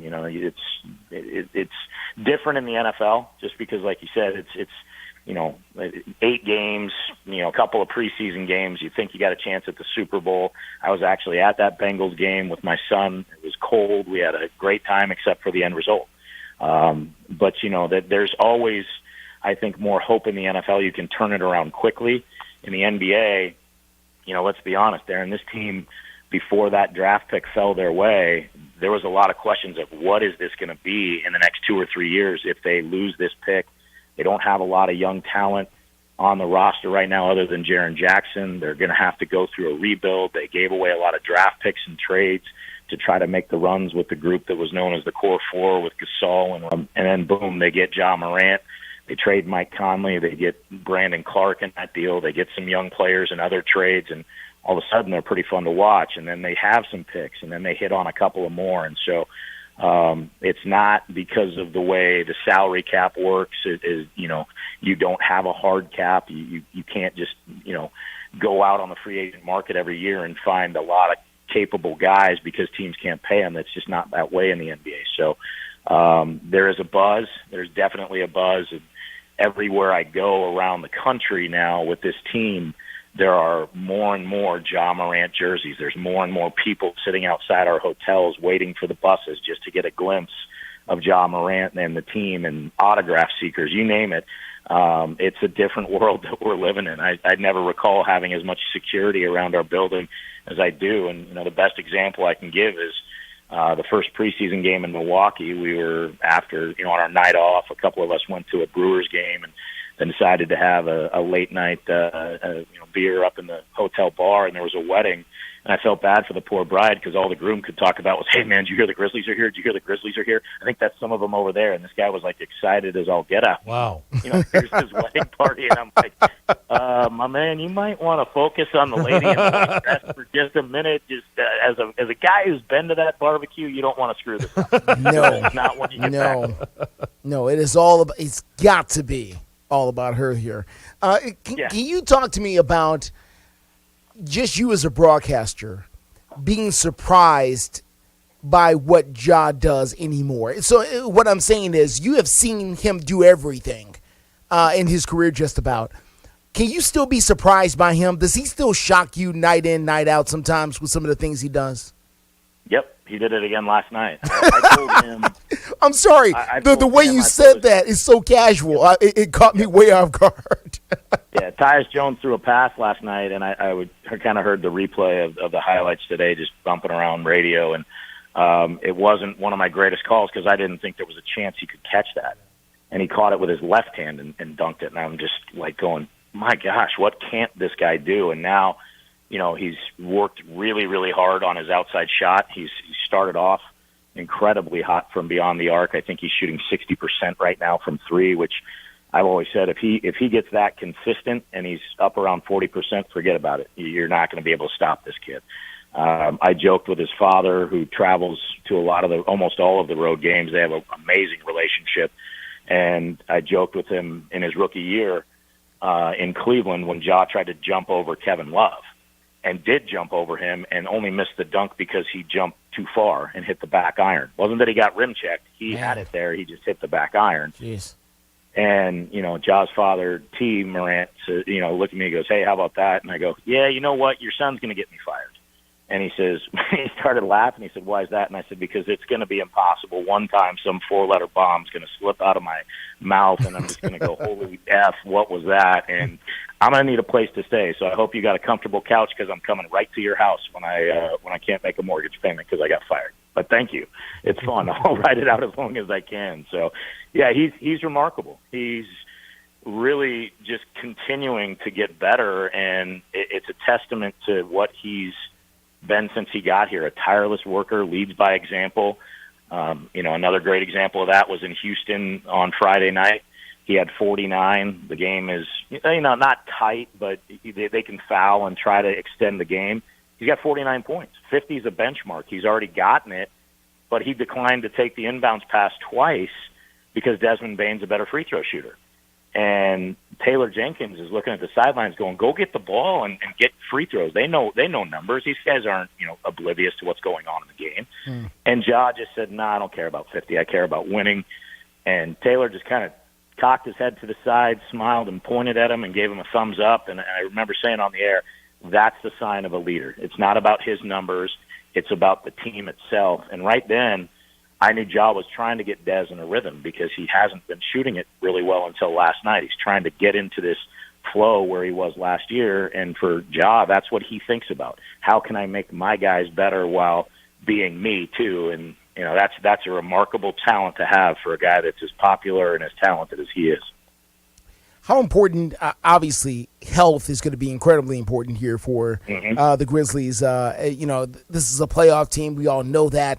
But I feel like some of the time the NBA is a whole lot of we're waiting almost for the playoffs to go ahead and get here and just hoping everyone can stay healthy while trying to remain, in rhythm, waiting for the playoffs here. How are they going to manage that? Because there's no question about the explosiveness of Ja and the amazing things that he does, but how are they going to make sure, or how is he going to make sure that he's healthy as possible come May and June? Well, I think there'll be some times where he does get a night off, and you just have to accept that. That's the nature of this league. Our top guy played, I think, 78 games last year, and that was Jaren Jackson Jr., and people still, because he hurt his foot in the offseason, question his durability because he had a knee injury in the bubble, and in his rookie year they shut him down because they really were kind of in a crossroads. Do we try to win and make the playoffs, which seems really far-fetched, or do we try to develop guys and see who's here long-term? Well, who did it hurt in the end? It hurt Jaren with his public perception. But these things now are very common where guys get nights off. I was really shocked that the NBA had this team playing 3 games and 4 nights out of the gate. That game in Dallas was a blowout because, for multiple reasons. One, the Grizzlies didn't play very well, but there's mitigating factors. Dallas had blown a 22-point lead Wednesday night against Phoenix, had 2 nights to think about it. It's their home opener. And, oh, by the way, the Grizzlies are playing Friday in Houston, getting on a plane going up to Dallas. It's not like they got off the plane, hit the club scene and decided to show up 2 hours before the game. They all went in, got rest, they had meetings, and Dallas was just the fresher team. And then, again, you get 1 night off and play again. You played 4 games in 6 nights. Sometimes because of arena availability, those things happen. Through these studies, they found that, if you give a guy a night off in stretches like that in the middle of the year, it benefits them. The injuries, the nagging injuries don't tend to take you out as much as they do. So the health is a factor. The biggest concern was Jaren Jackson Jr. and when he would come back. But, the way Santi Aldama's played, it's not like they don't miss Jaren. They do. It's evident in their defensive numbers. He's their anchor. But Santi's done a remarkable job just stepping in for a guy who last year kind of looked like a deer in the headlights. Coming from a mid-major to the NBA, the speed is remarkably different, as you know, and he wasn't that comfortable. And we talked to him last night. He says, I'm getting more comfortable every day. And you can just see it in the way he plays with his patience. And I think also the fact that these guys believe in one another. They are a team. I've never seen a group this unified. So if Ja gets a night off, the remarkable thing is last year when he didn't play because of injury, they were really good. And they were really good because they know, okay, we don't have 12 tonight. We don't have him at our beck and call to bail us out of a lopsided run the opposite way. So we've got to do it as a group. And the first guy up off the bench coaching and trying to give all his input is always Ja. When he was hurt, he was there. When he was, he was at practice. He was doing the things he needed to do recovery-wise, but he was also there for his teammates. And that's an attitude that spills over. It's fun to watch these guys because you can tell they genuinely enjoy playing alongside one another. And, I mean, I don't think I have to point much further than a team out west that doesn't look like they're having a lot of fun playing together, and they got multiple superstars on that team. Boy, that thing is interesting out there. Mm-hmm. That's for another show on a different day. Yeah, but I didn't want to start, Darren. I held myself back. I don't like talking about other teams when I'm not there on a day-to-day basis, but it's not hard to see, and I've seen it with other groups. And one of the things that's made Golden State so good, and I do have some friends in that organization, is those guys, again, they like playing alongside one another, or they did until this practice season apparently with one of their guys. But for the most part, they go to the games with the same mindset of we got to do this as a group. It's not just about one guy, and I think that's a testament to coaching. It's also a testament to the players that you put on the roster that will buy in, because that is a tough thing for a coach to do, to get guys to accept their roles. And Lionel Hollins told me that once, and he broke it down like, hey, all of these guys got here because wherever they've been their entire life, they've been the man, whether it was AAU basketball, high school basketball, college basketball. You're not an NBA prospect unless you're just outstanding and head and shoulders better than everybody else. So I don't know many coaches that have a guy that good that go, yeah, we're not going to give you the ball in crunch time. We're going to give it to the guy at the end of the bench, and you just kind of play your role. That doesn't happen. But then that happens because there's only one Ja Morant. There's only one LeBron James or Steph Curry. And everybody else is really, really good and got to the NBA for a reason, but they're not that guy, and that's the fine line. And can you accept that and be a professional with it? And these guys have all bought into it, and that's the fun thing to watch. Eric, thanks for doing this. Go Pack. You're going to head out west, and we'll talk to you soon. I think I just threw up in my mouth with you saying that the way they've been playing. Yuck. That's just awful out there in Green Bay. But, yes, thank you guys for having me. I always appreciate the support, D. Always good to talk to you. And hopefully this thing continues like it's going. It's going to be a fun ride all the way, hopefully, into mid-June. I think it is. Hey, appreciate you doing this. We'll talk to you down the road. Sir. All right, guys. Thanks. Eric Hasseltine, the radio voice for the Memphis Grizzlies. You can hear their games here on WNSR. 844-5600 is the Cure Hotline. We're wide open the rest of the way. If you want to talk to us, you're listening to the McFarland Show here on WNSR, Nashville Sports Radio. Douglas is a real Prevagen user and paid testimonialist. My name is Douglas. I'm 79 and I live in Chicago. I'm a writer, director. I used to be a marathon runner. Now I'm a walker. In the kind of work that I do, you are surrounded by people who are all younger than you. Memory became a factor. As everyone gets older, where did I put my keys? But I had to get help to stay competitive. I happened across Prevagen, and I started taking it. I saw myself having an improved memory, which at the same time, I felt better about myself. I could not be doing what I'm doing today had it not been for Prevagen. Prevagen, healthier brain, better life. Prevagen is available in stores everywhere. Based on a clinical study of subgroups of individuals who are cognitively normal or mildly impaired, this product is not intended to diagnose, treat, cure, or prevent any disease.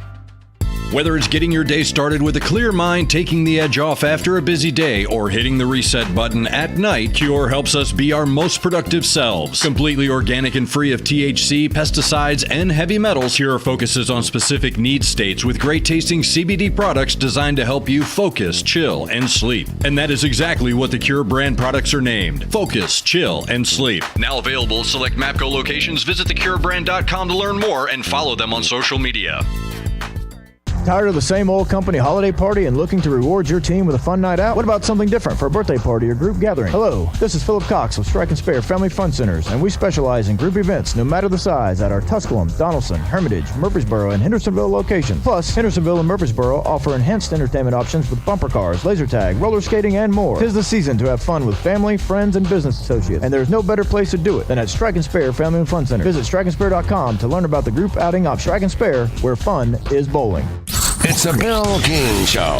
Johnny Vegas this morning. Again, hey, Bill, is Georgia football going to be any good this year? Asking for a friend. They'll be very good. Georgia has recruited so well that they're better than everybody in the SEC East, even if they lost their roster. Georgia can lose all these players to the NFL draft. Big majority of talent. They're still better trotting out players than everybody else in the SEC East. Weekday mornings beginning at 6 on Sports Radio 560 on 95.9 FM.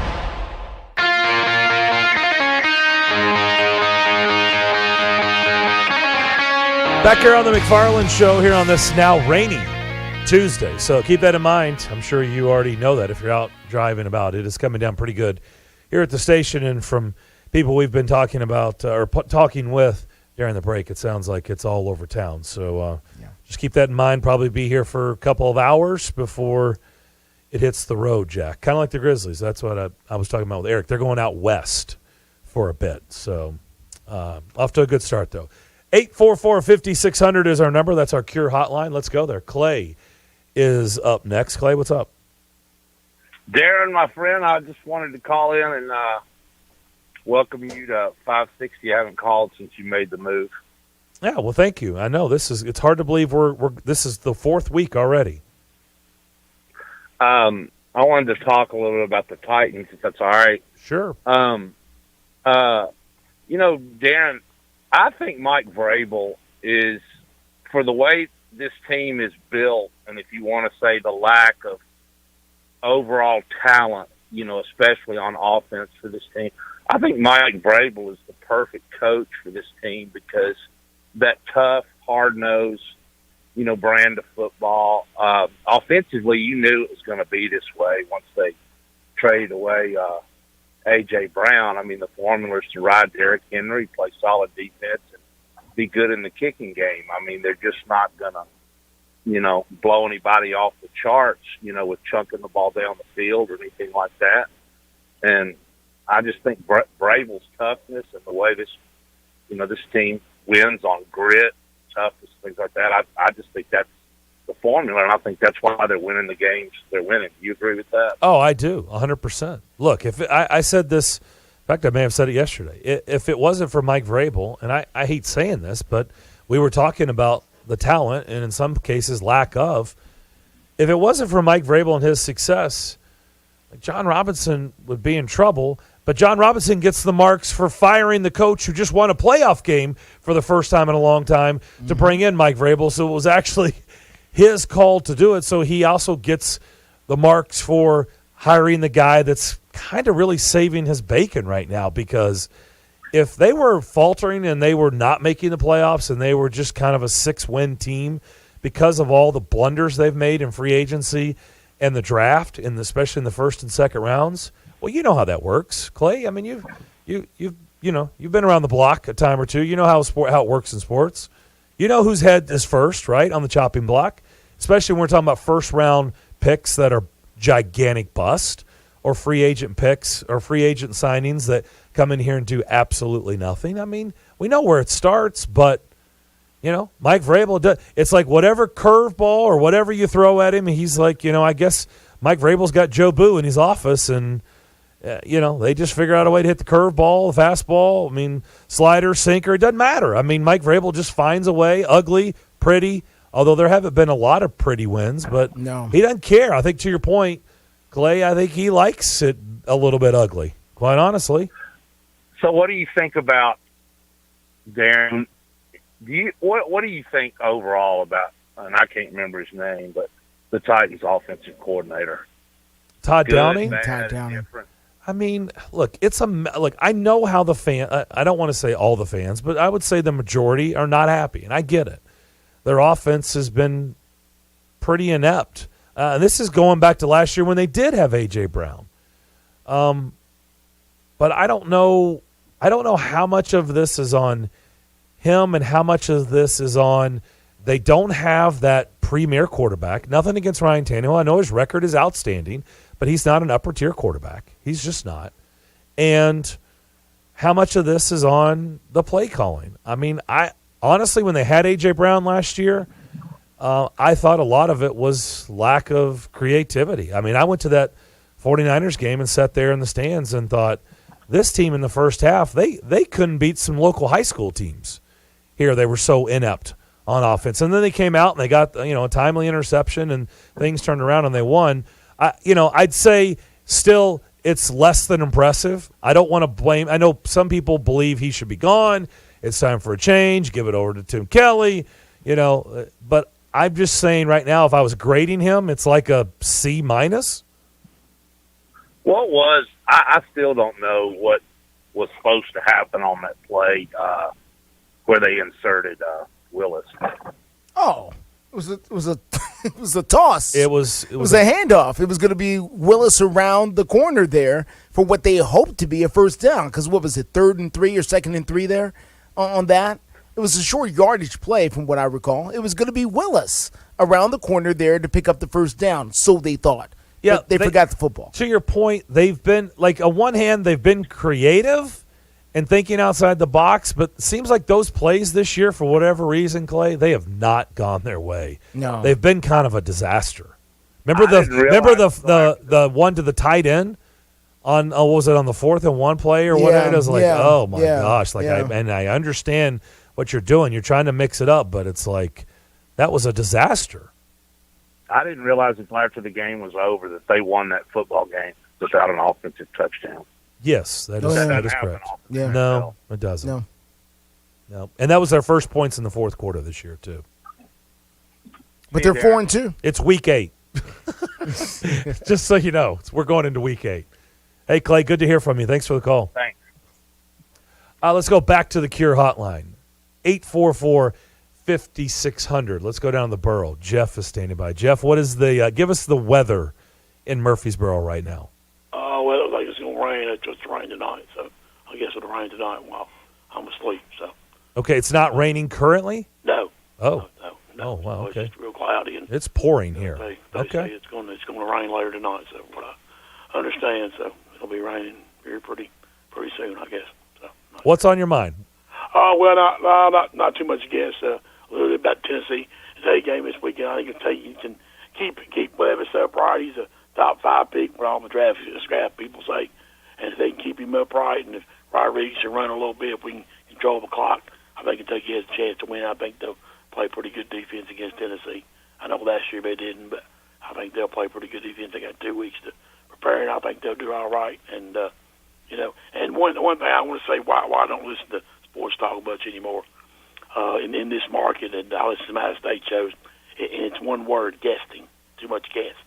If you had enough callers, you wouldn't need to have guests on every day, like Pogue, Burton, and the rest of them. I mean, we already heard Teresa Walker on Pogue and Burton. We don't just need to hear it on y'all's show. I mean, Callahan and the rest of it. It's like plaster when you guys all do. There's too much guesting and not enough sports talk. To me is two hosts sitting around talking sports. A fan calls in, gives his opinion. The hosts give their opinion, hang up, go to the next caller. Well, I mean, Jeff, if you've got it all figured out, brother, you can go have your own show. I mean, why don't you do your own show? No, Dawes Mar, but I write for a newspaper, so I can't. Okay, well, you can do both, can't you? I can't do everything. I'm not worried. Justin does television, and he comes in and does radio. You can't do the prep beat down in Murfreesboro and do a radio show? No, because I know I'm not like everybody. It's called constructive criticism, so y'all can't take. Well, I'll tell you what, Jeff. Thanks for the notes. I mean, hopefully I'll insert them and I'll get better. I don't know how I've done it for the last 25 years without your opinion. Thank you, though. Thank you, Jeff. Appreciate your kind words. Yes, such a joy. For joining us. And thank you for listening. I can't imagine why we wouldn't want to take more calls. I mean, I can't imagine. Jeff can continue to call if you would like, and we continue to take the suggestions. And if Jeff was not enlightened by some of the things Teresa Walker had to say today, then I don't know what to tell him. Because apparently everything Teresa told us is exactly the same thing she said yesterday. Rinse and repeat. To Pogue and Burton. It's just two guys talking, Justin. That's all I doubt it is. that seriously because, I thought Teresa's a wealth of knowledge on many things, so I doubt seriously she said the same thing twice, especially since the stadium renderings weren't out yesterday when she talked to Pogue and Burton. There's so that, but whatever. I don't know how she gave her opinion on that. Hey, stop letting the facts get in the way. I'm of sorry. story. Let's also add there's some juicy rumors that came out earlier today as well. So yeah. With I don't know how she. I don't know. But apparently Teresa, and she's a heck of a reporter. Ain't no question about that. But apparently she knew about all that yesterday and gave that over to Pogue and Burton. Well, he is right. He is not well liked. I know because I know high school coaches down in Murfreesboro, so I know he's not well liked. So I do know that. So you are right about that, Jeff. So he talked about the UT Kentucky game. We brought this up yesterday with Vince. If Kentucky can't run, I think they're toast. And I know that's stating the obvious because, one, they don't want to get up and down with Tennessee. They don't want the final score to be 65-55. They got no chance in that game, right?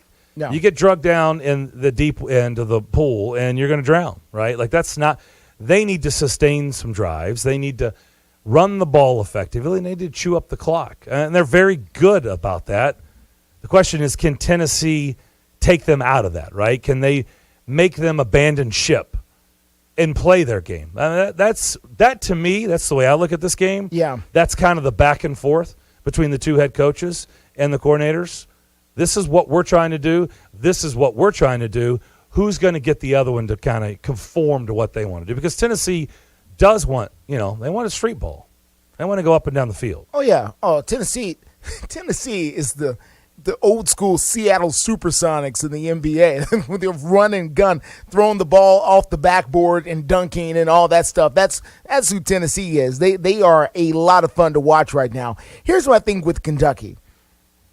Is Kentucky good? And when I say are they good, I don't mean are they a good football team. Are they okay to just do what they've been doing here? And this is what I mean when I say that. Kentucky is 5-2. All right, let's say they lose to Tennessee, which they are favored to do so this weekend. They're favored to lose. But then they'll probably come back and get a win against Missouri. Then they got Vanderbilt. And so that would put them at 7-3.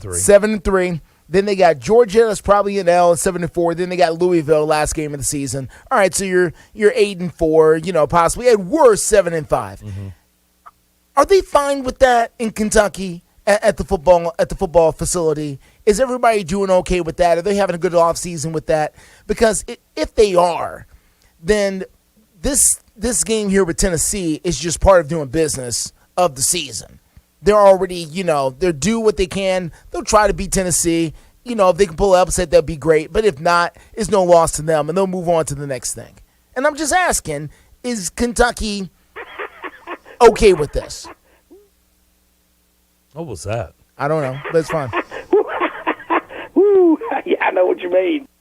Okay. That was random. All right, then. I don't know. Do they think that that's okay? I mean, it's Kentucky football. Yeah. I've watched my whole life. That's it's what like, I'm asking. So, I'm asking. Do they think they're a 10-win team? I mean, were their expectations? Sure. Are they good? Yes, but 8-4. I mean, the minute that they start belly aching about 8-4 seasons in Lexington, then Stoops has done. He has completely changed the mindset of that, and he has. He's done, and that's to his credit and his staff because of their recruiting. They've been able to do what most coaches there have not been able to do, and that is sustain success. Yes, because they've been better than 8-4. You can have the one-off better season. than 8-4. You can have the one-off season. Yes, it's can you come back? What do you do the next season? I mean, it's obviously what's plagued Vanderbilt, forever, right? You can have a one-off season, but what do you do the next year? Yeah, can you follow up? And the answer has been convince more people to come be a part of this. 9.5 out of 10 times, no, you can't. Yeah. So, Kentucky, and I'm sure they will go out there and play, a good game or whatever they want to do. But I'm just, there are levels in the SEC. We've all known that for a while. And it would seem like Kentucky for football anyway, is on the second tier there in the East, behind Georgia, Tennessee, and Florida. That's the way it's been for decades. And so them beating one of those teams, which, by the way, they have to play every year, it would seem to be, a bit of a milestone for them. And if they can't, okay, then, they're going to win these other games, and they'll be 8-4, and they'll go their bowl game, and, we'll move on here, I would think. But I was just trying to gauge, are they okay with this beyond? Yes, they should be. Beyond just, trying to win this football game. Of course, you want to try to win the football game. I'm not suggesting that they're not going to try. It's a huge rivalry game. So there's these two fan bases do not like each other. History has not been on Kentucky's side. I think they've beaten Tennessee like three times in the last like 3 decades. Yeah, it's not been been good. Awful. Is it a rivalry among the fans, or is it really a rivalry among the school at this, among the schools at this point? Well, yeah. Where they really want to go out and beat Kentucky. Because Tennessee really want to go out and players the same way they want to go out and beat Alabama and Georgia and Florida. No, probably not to that level. Yeah, it feels different here. It feels like Kentucky, for football anyway, wants this game a lot more than Tennessee does. Tennessee, this is just part of their schedule and part of the game. This is part of what they're supposed to do. They're supposed to win this game. Well, most years. Yes, but, and they have always found a way to do that, even though sometimes they didn't deserve to win the game, but they always found a way to do it. No. Oh, there's some tough lightning right there. We'll come back. More of the McFarland Show on the other side here on WNSR.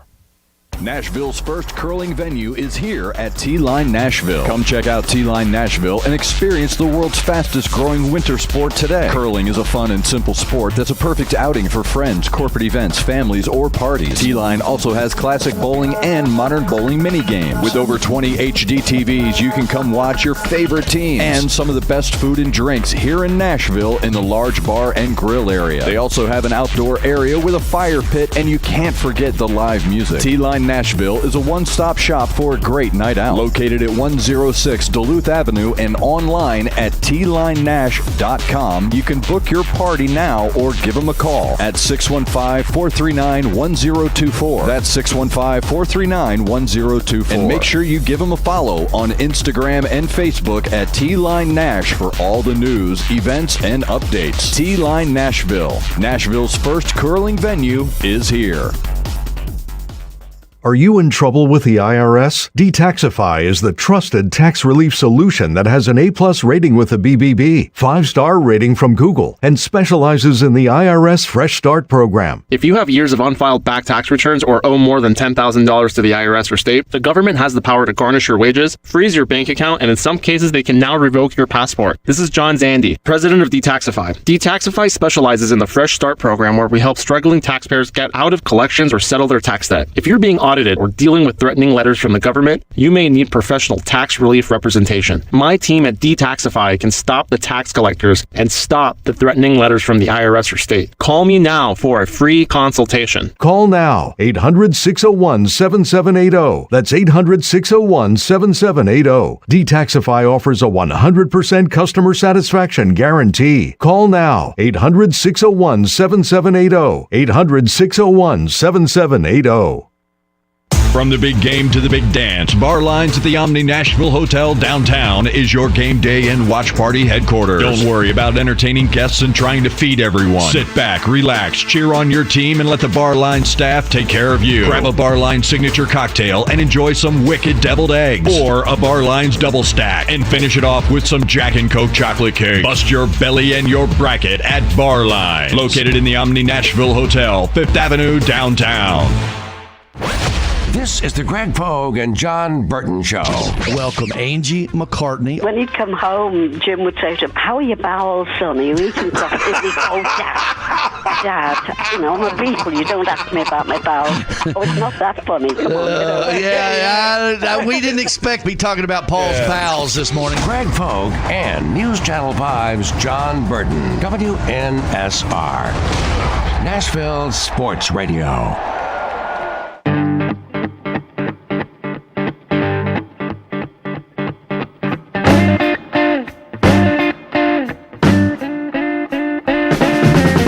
Back here on the McFarland Show, Strike and Spare, Family Fun Center Studio. It's nice and dry in here. Not so dry outside. Yeah. A lot windier outside, too. Cure Hotline wide open. 844-5600. Darren and Justin here with you. Tony in Nolensville. Tony is up next. What's up?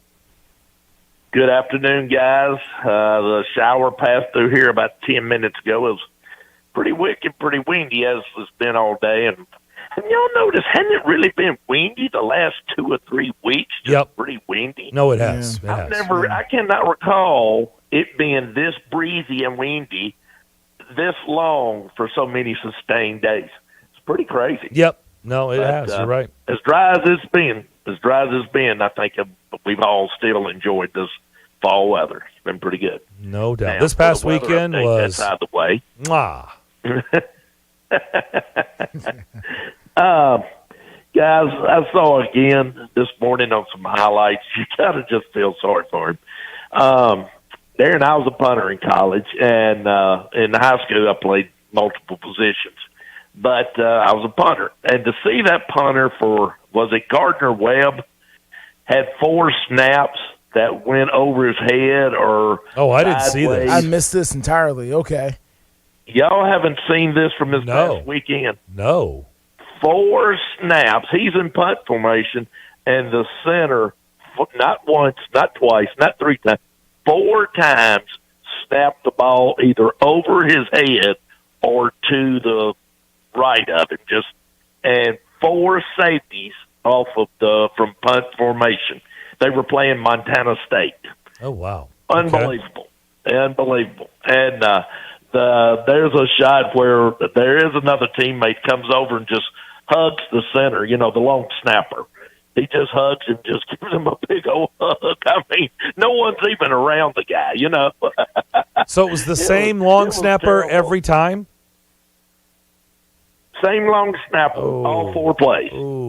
Now, somewhere had some bad coaching after the first 2. I would say, right. We're changing something. We got it right. It can't get worse. That's the way I would look at it. We'll just try somebody else. It can't be worse. Wow. He did it 4 times. Y'all can Google it and look it up. It's really crazy. Wow. The punter's on the last one, he looked back like, dude, what is going on? That's enough. But I did see that again this morning. But, yeah, I didn't know if y'all had seen that. So, something I wanted to bring up to y'all is coming up in the World Series. I think it's going to be a fun World Series, but I think a lot of people are still holding a lot of resentment against the Astros from banging of the trash can a few years ago. Yeah. I think a lot of people are going to be pulling for the Phillies. But it's going to be a fun series to watch and see. But let me ask you something, Tony. I still feel a lot of people. Let me interject. Let me interject here, because Justin and I have had these conversations off the air the last 2 days. Yes. And Justin's like, the World Series, and I'm like, yeah, it doesn't start for like 3 more weeks. Game 1. It's actually Friday, but they don't play till Friday. Yeah. Game 1. But I told Justin, and I'll just ask you. Does anybody in this market care? I'm being serious. Does anybody care that it's the Phillies and the Astros? And then I'm just asking for opinion. I know you don't know. Do you think the country cares? Like, is this going to be a well-watched World Series, or do you think it's Phillies, Astros, and the rest of the country is just like, I think because it's the World Series, I do think that you're going to get your baseball audience watching. I think on a Friday night, you might get a lot of people watching that. It's high school Friday night football, and, of course, there's Friday night games on now, college. But I think you'll get your crowd watching. I think, and I think, I do. I think people will watch it because it is the World Series. Now, do they really care the outcome? No, I don't think they really do.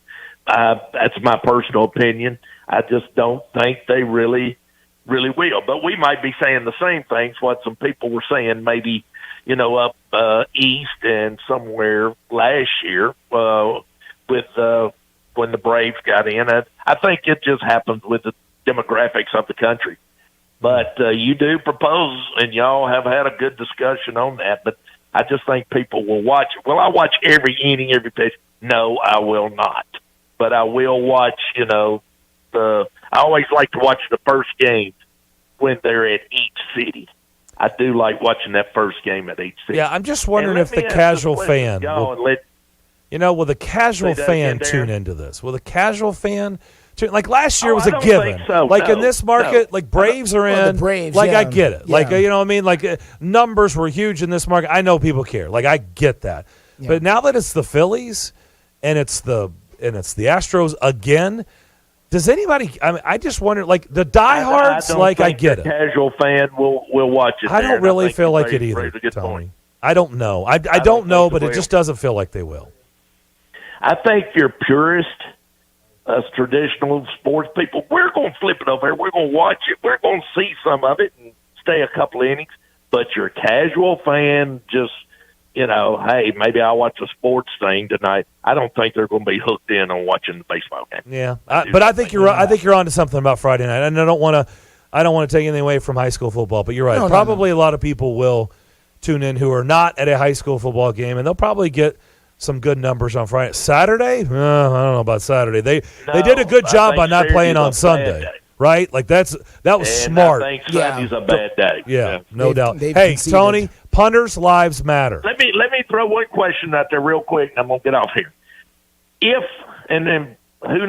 Georgia beats Tennessee beats Georgia this weekend. Then the polls come out next week on November 1, the CFP poll. Yep. Mm-hmm. Does Alabama get in if TCU gets beat? If TCU still is undefeated, does Alabama go in over TCU on the first rankings of the college football poll? I'll let y'all talk about it. Guys, thanks for taking my call. Appreciate it. Going on. Okay. Thank you, John.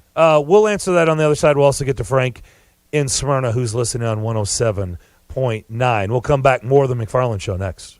Located at 5410 Murfreesboro Road in the heart of Laverne, City Slickers is one-stop shopping for all your liquor, beer, and wine needs and has been a multiple winner annually in the Best of Rutherford County voting for Best Liquor Store and Top Wine Shop. Featuring the lowest prices, the best customer service with unsurpassed knowledge, City Slickers offers the largest craft beer selection in Rutherford and southeastern Davidson counties and has beer on tap at its Growler filling station. City Slickers also sells mixers, sodas, snacks, tobacco products, and the Tennessee Lottery, and can place special orders and assist with all your events and even wedding planning. Make sure you follow City Slickers on all their social media or just give them a call at 615-280-7469. That's 615-280-7469. Located in the heart of Laverne, City Slickers.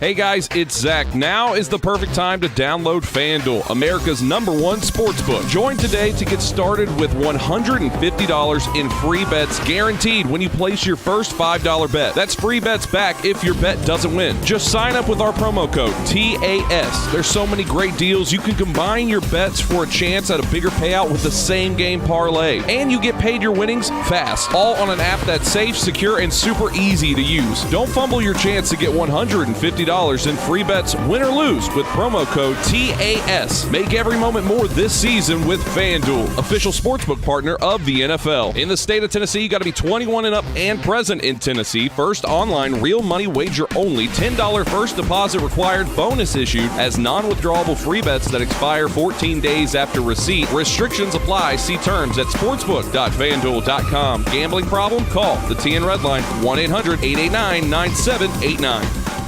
Whoa, are you kidding me? There's plenty of game left. Just chill out. If you're too riled up, you won't ever get to sleep tonight. How can I chill out when I have to put up with this every single week? Oh, and he gets picked off. Interception. Oh, you gotta be kidding me. Okay, that's enough. Here, try these cannabis products from Lab Canna. And these heightened Delta-8 gummies and Karma Calming Caramels will help put you in a better state of mind. Whether you win or lose, make every game day better with cannabis products from Lab Canna. Learn more today at labcanna.com. Hey, it's Sammy Kincaid, host of Power Hour with Sammy Kincaid. Every Saturday morning from 9 to 10, listen in as I highlight women in sports from high school to the pros, athletes and administrators, And you know what? Let's talk some ball with women covering the game across the country. Power Hour with Sammy Kincaid is every Saturday morning. Listen in on Nashville Sports Radio from 9 to 10 a.m.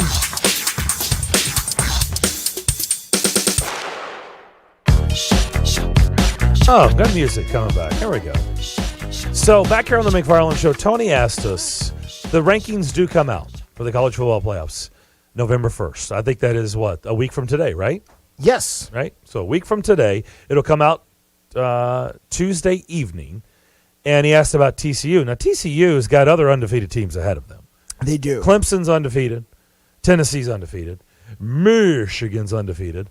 The Ohio State is undefeated. Yeah. Georgia's undefeated. Now, he said, of course, Georgia, Tennessee are going to have played.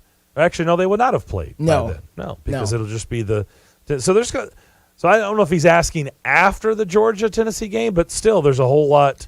What, Michigan, Ohio State don't play till the end, right? So no. I think what he's getting at is, does the Big 12, does an undefeated Big 12 team get in over a one-loss SEC team that is not the champion? They're not taking – I don't know. I mean, a lot of things have to play out. Yeah. I don't know. So do you end up with Georgia? The answer is probably not.